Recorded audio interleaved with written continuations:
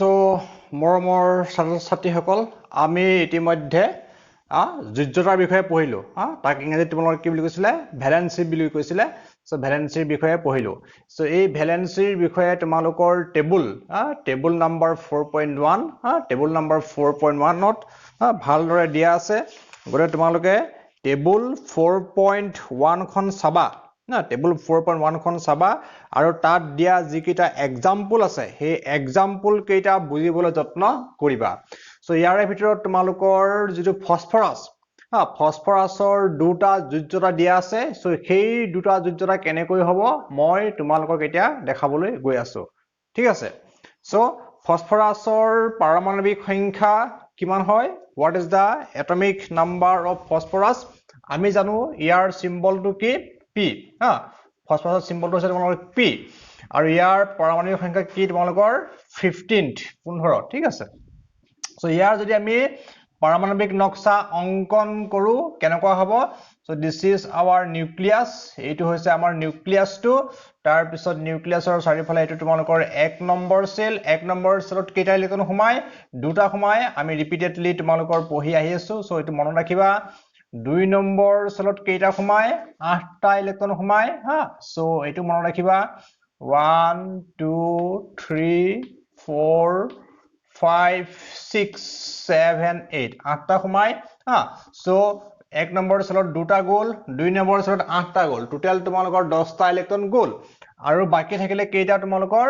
বাকি থাকিলে 5টা ইলেক্ট্ৰন গতিকে সেই 5টা তোমালোকৰ ক'ত সোমাব 3 নম্বৰ সেলত সোমাব 1 2 3 4 5 6 okay 5 not 6 5 1 2 3 4 5 so এই পাঁচটা ইলেক্ট্ৰন তোমালোকৰ 3 নম্বৰ সেলত সোমায় এটা চোৱা গৰে ফসফৰাছৰ যেটো নেক্সট ইনাৰ্ট গেছ বা নোবল গেছ বা মহান গেছ বা সম্ভ্ৰান্ত গেছ এটো তোমালোকৰ কি আছিল আৰ্গন আছিল সো আৰ্গন আছিল সো আৰ্গনৰ পাৰমাণৱিক ক্ৰমাঙ্ক কিমান আছিল আৰ্গনৰ আছিল তোমালোকৰ 18th গতিকে 15 ৰ পৰা 18 হ'বৰ কাৰণে ইয়াৰ কি প্ৰয়োজন হয় তিনটা ইলেক্ট্ৰনৰ প্ৰয়োজন হয় গতিকে সেই যদি ফসফৰাছে বাহিৰৰ পৰা তিনটা ইলেক্ট্ৰন লয় বেলেগৰ পৰা যদি ই তিনিটা ইলেক্ট্ৰন লয়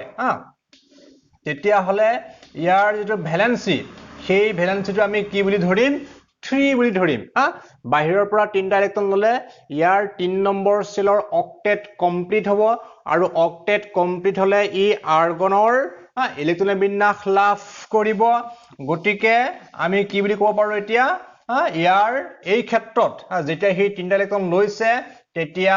ইয়াৰ কনফিগাৰেশনটো কি হৈ যাব তোমালোকৰ ফসফৰাছ ইজ ইকুৱেল টু 288 হৈ যাব ফসফৰাছৰ কনফিগাৰেশনটো কি হৈ যাব 288 হৈ যাব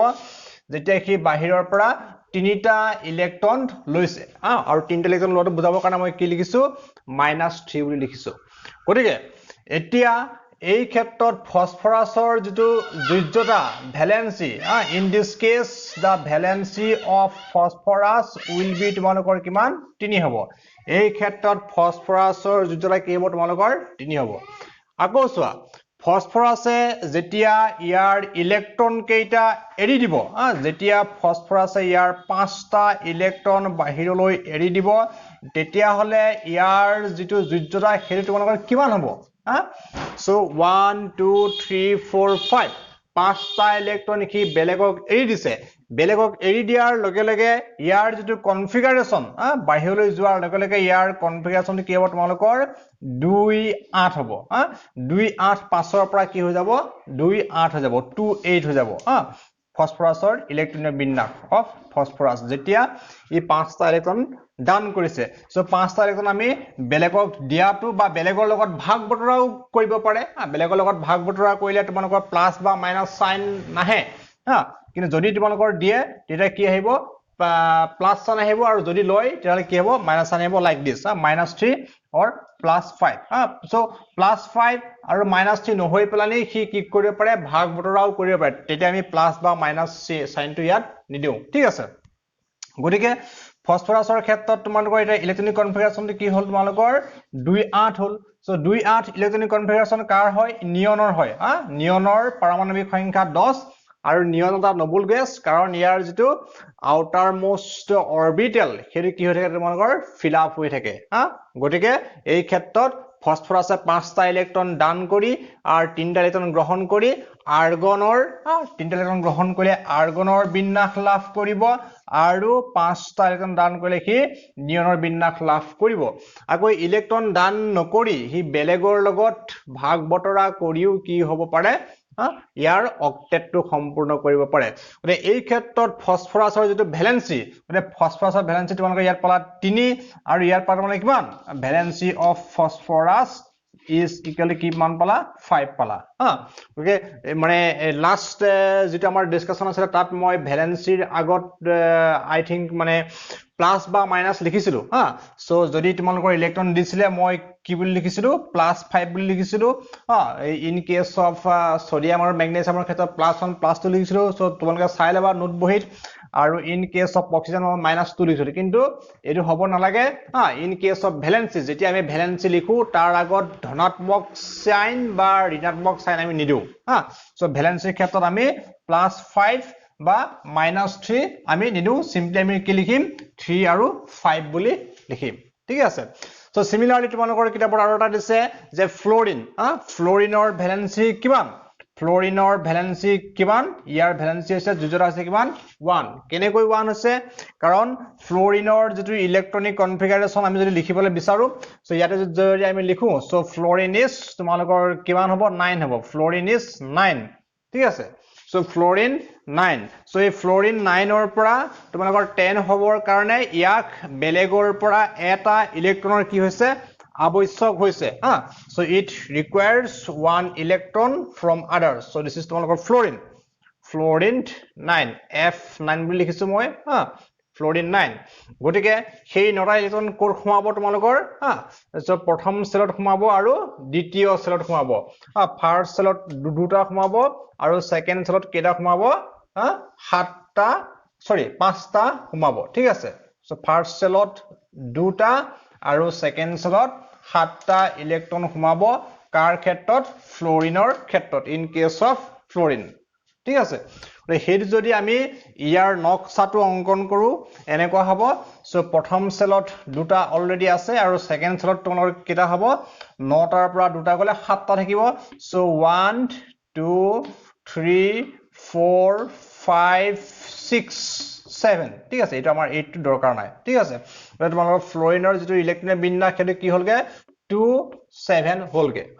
ওৰে 2 7 ৰ পৰা যদি তোমালোকৰ 2 8 হৈ যায় তেতিয়া ইয়াৰ অক্টেটটো সম্পূৰ্ণ হ'ব আউটাৰ মোস্ট অৰবিটৰ যেটো 8টা ইলেক্ট্ৰন দৰকাৰ সো সেই 8টা ইলেক্ট্ৰন পালে হি কিহৰ কনফিগাৰেশন লাভ কৰিব নবুল গেছ সম্ভ্ৰান্ত গেছ নিয়নৰ কনফিগাৰেশন বিন্যাস লাভ কৰিব ঠিক আছে গটিকে সেই 8টাৰ পাবলে তাত আৰু এটাহে ইলেক্ট্ৰন লাগে গটে হি কি কৰিব বাহিৰৰ পৰা এটা ইলেক্ট্ৰন হি কি কৰিব ফ্লোৰিনে গ্ৰহণ কৰিব সো 1 ইলেক্ট্ৰন হি বাহিৰৰ পৰা গ্ৰহণ কৰিব গ্ৰহণ কৰাৰ কাৰণে ইয়াৰ যেটো ভ্যালেন্সি কি হৈ যাব ইয়াৰ যেটো যুজ্যতা ভ্যালেন্সি উইল বি 1 ঠিক আছে ইয়াৰ ভ্যালেন্সি কি হৈ যাব 1 হৈ যাব যুজ্যতা 1 হৈ যাব কিন্তু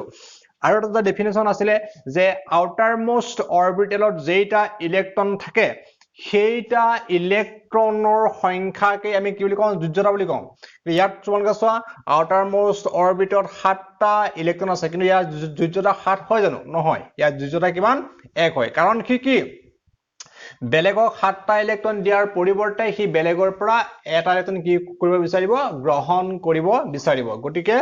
ইয়াৰ যুজ্যতা কিমান 1 হৈছে গতিকে এইখিনি তোমালোকে মনত ৰাখিবা যিমান পৰা হিমান প্ৰেক্টিস কৰিবা আৰু তালিকা 4.1 খন বুজিবলৈ যত্ন কৰিবা ঠিক আছে ওকে সো নেক্সট আমাৰ টপিক আছে পাৰমাণৱিক সংখ্যা আৰু ভৰ সংখ্যা atomic number and mass number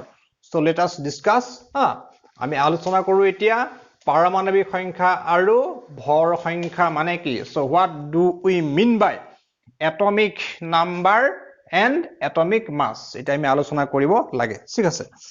so মই ইংৰাজীতে লিখিছো so তোমালোকে অসমীয়া লিখি লবা atomic number পাৰমাণৱিক সংখ্যা ঠিক আছে আৰু কি আছে তোমালোকৰ মাছ নাম্বাৰ সো আমি প্ৰথমতে এটমিক নাম্বাৰটো আলোচনা কৰো সো আমি গম পাইছিলো যে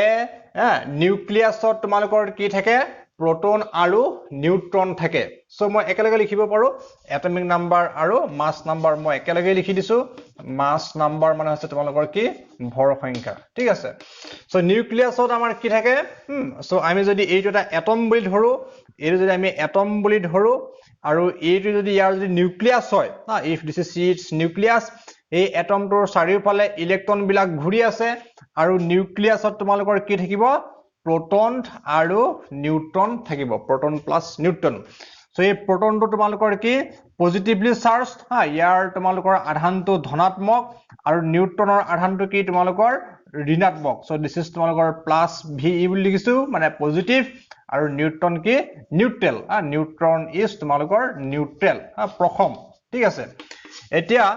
ইয়াতে নিউক্লিয়াছত থকা proton আৰু নিউট্ৰনৰ যিটো সংখ্যা তাকে আমাৰ কি বুলি কোৱা হয় নিউক্লিয়ন বুলি কোৱা হয় সো তোমালোকৰ কিতাপত লিখা আছে লিখি লবা মই ইংৰাজীত লিখিছো তোমালোকে অসমীয়াত লিখিব পাৰা ইংৰাজীত লিখিব পাৰা সো নিউক্লিয়ন নিউক্লিয়ন ইংৰাজীত লিখিলে আমাৰ বেছি সুবিধা হয় সো proton আৰু নিউট্ৰনৰ যিটো মুঠ সংখ্যা ইন আৱাৰ নিউক্লিয়াছ তাক আমি কি বুলি কওঁ নিউক্লিয়ন বুলি কওঁ এটা অকল protonৰ যিটো সংখ্যা অকল protonৰ যিটো সংখ্যা হেই অকল protonৰ সংখ্যাক আমি কি বুলি কওঁ ইয়াৰ atomic number বুলি কওঁ পাৰমাণবিক সংখ্যা বুলি কওঁ so atomic number দিছিলে তোমালোকে লিখিব পাৰা it is equal to কি number of protons so number of protons বা কি অসমীয়াত হ'ব protonৰ সংখ্যা পৰমাণু এটাৰ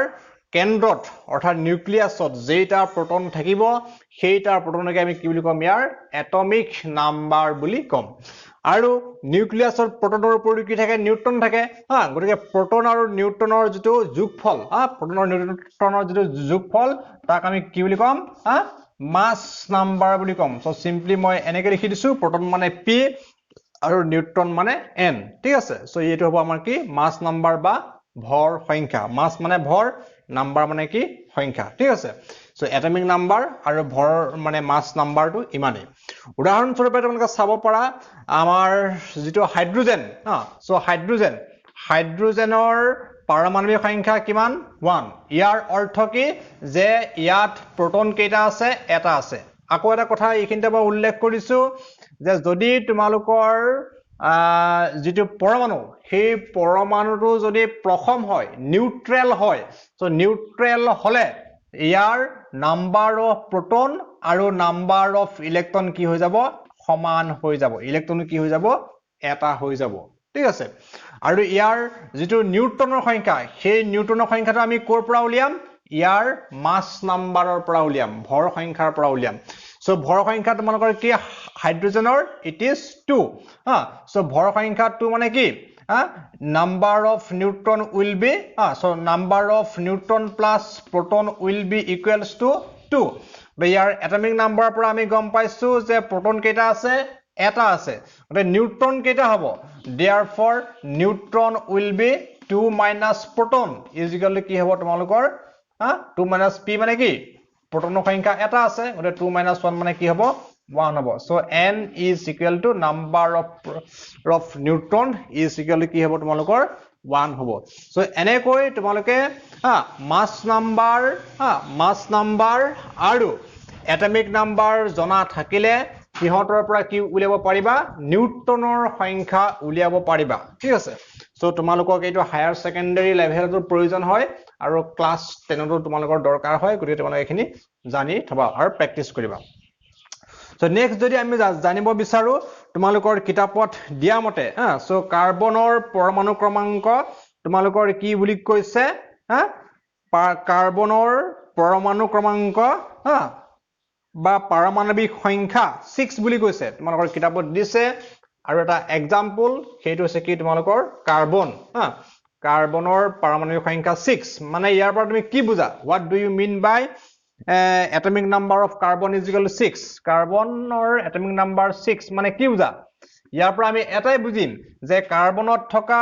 protonৰ সংখ্যা সমান সমান কি হ'ব তোমালোকৰ ইলেক্ট্ৰনৰ সংখ্যা মই ইংৰাজীত লিখিলো ইলেক্ট্ৰনৰ সংখ্যা কিমান পালা তোমালোকে is equal to 6 পালা is equal to কি পালা 6 পালা আকৌ চোৱা এটা কাৰ্বনটোৰ ওপৰত কোনো ধৰণৰ পজিটিভ বা নেগেটিভ চাৰ্জ নাই সেই কাৰণেহে আমি কি লিখিছো প্ৰটনৰ সংখ্যা ইকুৱেলছ ইলেক্ট্ৰনৰ সংখ্যা লিখিছো প্ৰটনৰ ইলেক্ট্ৰনৰ সংখ্যাটো আমি সেই কাৰণে কি লিখিছো সমান বুলি লিখিছো কাৰণ কাৰ্বনৰ ওপৰত কোনো ধৰণৰ কি নাই চাৰ্জ নাই ঠিক আছে সো আকৌ আমি হয়টা মাস নাম্বাৰৰ কাৰণে সো মাস নাম্বাৰটো আমাৰ কেনেকৈ উলিয়াম এতিয়া এটা কাৰ্বনৰ যেটো মাস নাম্বাৰ সো কাৰ্বনৰ মাস নাম্বাৰটো হৈছে তোমালোকৰ কিমান 12 কিতাপত দিছে কাৰ্বনৰ ভৰ সংখ্যা 12 সো কাৰ্বনৰ ভৰ সংখ্যা 12 মানে কি সো কাৰ্বনৰ ভৰ সংখ্যা 12 C12 বুলি লিখিছো মই সমান ইয়াৰ অৰ্থ কি proton plus neutron is equal to কি তোমালোকৰ 12 12 number of proton equal plus number of neutron equals কি তোমালোকৰ 12 সেইকাৰণে ইয়াত কি বুলি লিখা আছে কাৰ্বন 12 বুলি লিখা হৈছে ঠিক আছে গটিকে এতিয়া আমি জানিব লাগে যে মৌল এটাৰ চিহ্নৰ লগত ভৰ সংখ্যা আৰু পাৰমাণবিক সংখ্যা কেনেকৈ লিখা হয় সো তোমালোকৰ কিতাপত দি দিছে যে মৌল এটাৰ চিহ্নৰ লগত ভৰ সংখ্যা আৰু পাৰমাণবিক সংখ্যা কেনেকৈ লিখা হয় সো ধুনিয়াকৈ দি দিছে সো ইয়াত তোমালোকে থাকিব কি তোমালোকৰ মৌলটোৰ সিম্বল চিহ্নত থাকিব সো মৌলটোৰ যেটো সিম্বল হ'ব এই চিহ্নটোৰ ওপৰৰ ফালে মানে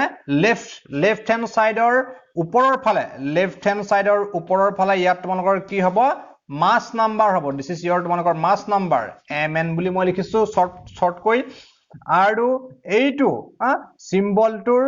লেফট সাইডৰ তলৰ ফালে মানে সাবস্ক্ৰিপ্টত হ'ব তোমালোকৰ কি এটমিক নাম্বাৰ সিম্বলটোৰ সাবস্ক্ৰিপ্টত হ'ব পাৰমাণবিক সংখ্যা আৰু সিম্বলটোৰ সুপাৰস্ক্ৰিপ্টত হ'ব কি ভৰ সংখ্যা that is your mass number and this is your atomic number for example আমি কাৰ্বনৰ যেতিয়া